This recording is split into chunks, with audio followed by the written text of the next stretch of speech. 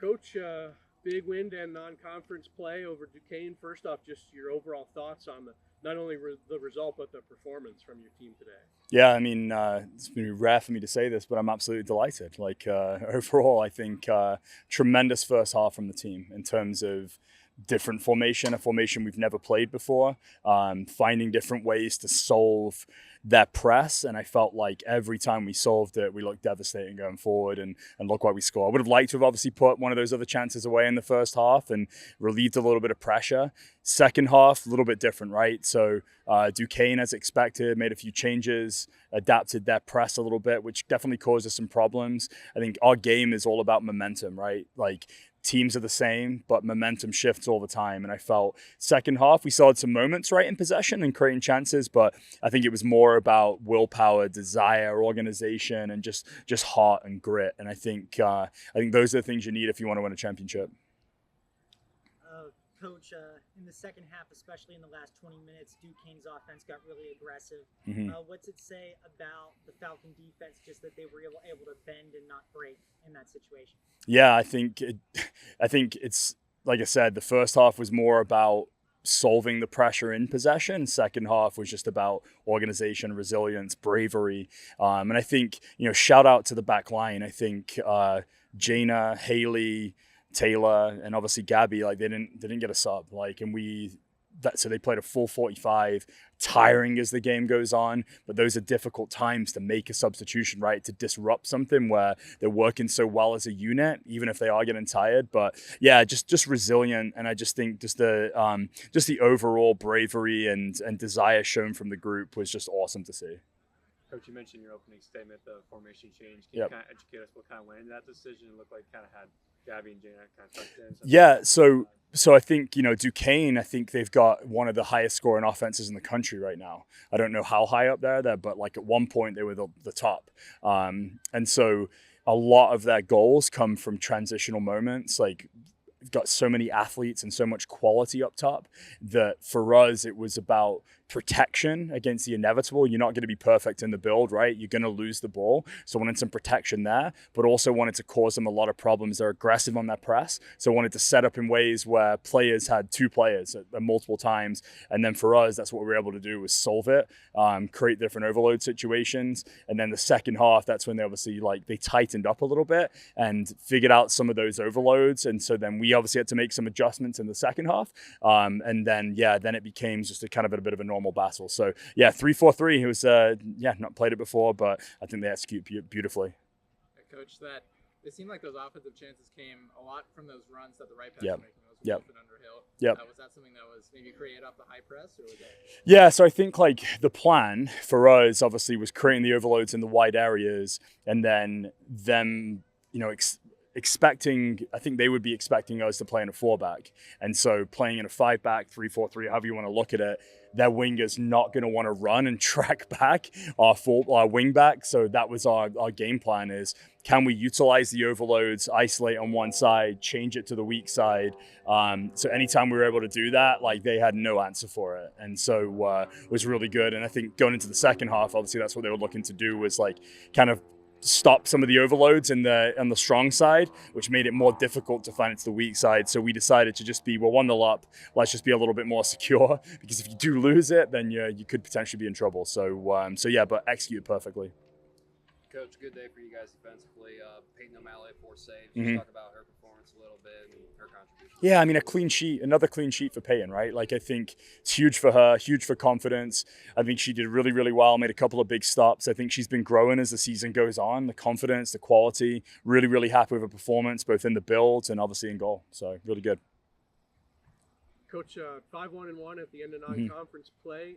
You have a week now till Kent State comes in. You begin MAC play. Just, I guess, overall, where is this team in terms of where you had hoped you'd be at this point? If I could have predicted, I wouldn't have expected to be 5-1-1, right? But I think you never can guess, right? You never really know. I mean, we had some shaky performances last season, and maybe the soccer gods weren't on our side at some times. But I think this is what we're capable of. I think this is, us playing to full potential. I think we could have done, even the games we dropped points, I think we excelled, right? We excelled against Illinois, who are I think top 15 in the nation or top 20 in the nation right now. I felt we did well against Cincinnati. So like I said, I think it's looking good, but obviously Mac plays a different animal, right? I think the intensity starts to go up, the pressure starts to go up. But we've, like I've said all season long, we've got strength, we've got depth, we've got quality, and we've got the right mindset. So really, really proud of the group and excited to see what we can do. Anything else for Coach? Of course, came from you. First off, I guess just kind of take us through what happened on that play. Yeah, I believe it was a little bit of a chaotic moment on the left-hand side. I just, remember key point, switch point of attack. I see Haley making that run up, player through, know my role is to get in the box, and Haley placed it perfectly. And then, just about placing the ball where the goalkeeper isn't. So you take that lead, and I think a little over halfway through the first half. So you still have 60-some minutes left, and obviously Duquesne put you all under pressure. Just I guess talk about we know defense is all over the it's not just the back line, it's all over the field. Just I guess talk about you guys were able to just fight off everything they threw at you. Yeah, ultimately it comes down to mindset. We know we're up 1-0, but we're gonna treat it like a 0-0 game. We're not gonna relax. We're not gonna drop off. We're just gonna keep doing our thing and try to get those chances off. Emily had a couple new faces join the team this year, Ella and Isabella. Mm-hmm. How's it been playing with them early this season, and also Ellie Pulov missed last year? She came back. How's it been having her back as well? It's been a joy having all of them back. Having Ellie back, and then Ella and Bella new to the team. They bring so much to our front line. They're great teammates, and they really contribute to putting back lines under a lot of pressure. So love having them. So 5-1-1 start for you guys in non-conference play. Tough schedule for you guys to open up against Kent and then WMU and OU. What's kind of the mindset going into those games? Same thing that we're doing. We just want to keep the ball rolling. Focus on what we can control, and our individual performances to contribute to the team performance. But just keep the ball rolling. Keep the momentum. Any other questions for Emma? Awesome. Cool. Thank you. Thanks, Emma. Taylor Green, another win, another clean sheet here to end non-conference play. First off, just kind of overall thoughts on the win, and then the performance of Peyton in the back line. Yeah, I mean, first half, our energy was great. We came out super locked into the game, knew what we had to do, moved the ball around very well, and then got our goal, came out second half, and we were determined we weren't losing this game. We were giving it everything we can, and hey, we came out with the win. And then Peyton, I don't even know what to say about Peyton. Peyton's awesome back there. She makes a ton of great saves for us. She communicates very well. Overall, she's just a really good goalie for us back there. Taylor, in the second half, Duquesne's offense got a lot more aggressive. What kind of adjustments did it take defensively to contain that attack and hang on to the lead? Yeah, I mean, at practice before we get ready for games, we talk about all different solutions for anything other teams will throw at us. And I think we changed our formation after a little bit once we realized they were putting a little bit more pressure on us. And then we knew we were going to have to go a little bit more direct, get up the field, and hopefully create some more chances from that. I mean, when you have so many people pressing you that intensely, you got to get up the field a little bit quicker. So that's what our game plan was in the second half.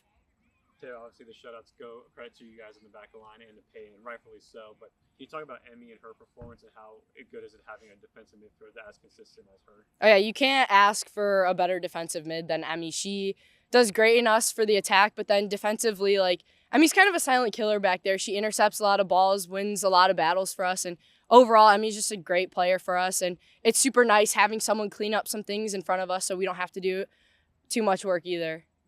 Duquesne largely has had a pretty good offensive start to the year, and then Maya Matissa was the big name that didn't have a lot of action, only a couple of shots on the day. Was that something you guys planned about? Yeah, so a few of our teammates play with them in the summer, so there's a lot of talk going around of shutting them down. And I think before the game, me, Gabby, and Jana all talked hey, we're not letting her cut in, we're not letting her shoot. that was our game plan. Even if she gets the ball, it put as much pressure on her as possible. Like, we didn't want to give her time to shoot because we know she's a pretty dangerous player. And then just overall, 5-1-1 to end non-conference play. As we've talked about all year, a lot of newcomers, kind of a lot of new pieces in and around the lineup. Just how do you feel the team's coming together? And like, could you have asked to be 5-1-1, I guess, before the season? I think coming in, we knew something was a little bit different this year. We've all said from the very beginning, something feels very different this year, and everyone's super bought in. And I think like that really shows in our 5-1-1 right now. Like, we've put in the work and we've all bought in, working well off the field together, communicating very well. And I just think like the team's getting along so well. We know what we have to do, and if we just keep doing that, like, we'll look great for MAC play. Any other questions?